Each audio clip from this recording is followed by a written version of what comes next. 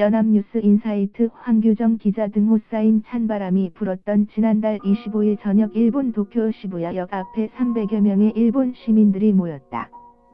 이들은 촛불을 상징하는 형광봉을 들고 퇴근길에 오른 일본 시민들에게 우리는 위안부 문제를 해결해야 한다고 목소리를 높였다. 300여 명의 양심 있는 일본 시민들이 일본군 성노예 문제에 대해 무관심한 자국민에게 진실을 알리고 부끄러운 역사와 당당히 마주해야 한다는 메시지를 던지기 위해 거리로 나선 것이다.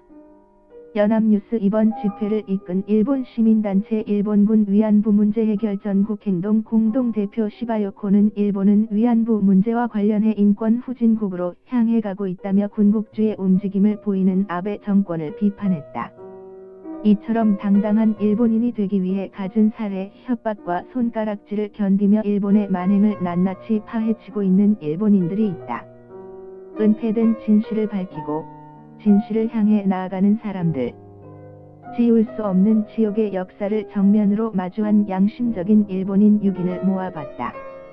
1. 우에무라 다카시 기자 연합뉴스 1991년 8월 14일 김학순 할머니는 자신이 일본군 위안부였음을 밝히며 전 세계 최초로 일본군의 만행을 폭로했다. 그런데 이 기자회견이 있기 3일 전 일본 유력 일간지 어신문에 대서특필된 기사가 있었다.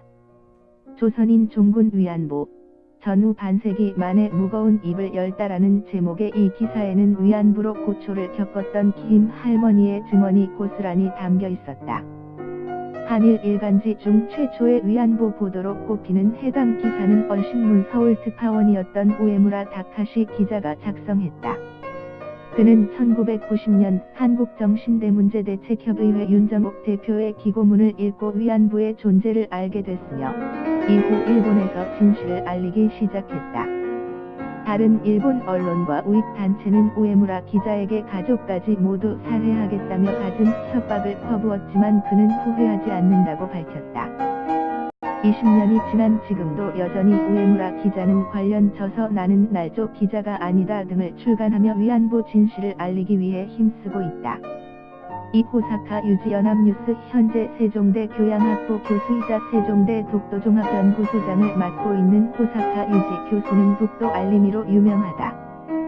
지금은 귀화해 한국인이 됐지만 몇 년 전까지만 해도 그는 일본인으로서 독도는 한국 땅임을 전 세계에 알리고 다닌 인물이었다. 도쿄대 금속공학과 출신인 호사카 교수는 일본은 왜 한국과 아시아를 침략했는가에 대한 의문을 풀기 위해 그는 1998년 한국으로 넘어와 고려대학교에 입학한다. 그곳에서 석박사까지 마치고 세종대 교수로 임용된 그는 일문학 강의를 하던 중 한 학생으로부터 독도는 누구 땅이냐라는 질문을 받았다. 그때부터 호사카 교수는 독도 영유권 문제에 파고들었고 독도가 한국 땅이라는 답을 얻은 뒤 이 사실을 전 세계에 알리기 시작했다. 일본 극우 세력의 협박도 이어졌지만 굳굳이 활동을 이어간 그는 2003년 한국으로 귀화했다. 호사카 교수는 지금도 한국식 이름이 아닌 일본 이름을 사용하고 있는데 그 이유에 대해 일본인 이름으로 독도는 한국 땅이라 주장하는 것이 더욱 설득력 있다고 판단했다고 밝혔다. 3. 하야시 에이다이 EBS 지식채널이 하야시 에이다이는 일제강점기 시절 강제동원 피해자들의 삶을 꼼꼼히 기록하는 일본 작가다.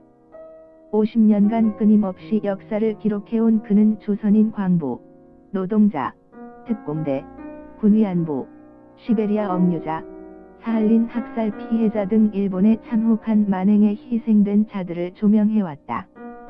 직접 피해자들을 찾아가 그들의 목소리를 들었고 취재 과정에서 공문서를 발견하면 이를 유족들에게 알리기도 했다. 또 정확한 사건 기록을 위해 가해자에게 당시의 이야기를 듣는 것도 빼놓지 않았다. 그렇게 하야시 에이다이 작가가 쓴 단행본만 벌써 57권이다. 책을 출간할 때마다 우익 세력으로부터 협박 전화가 왔지만 그는 펜을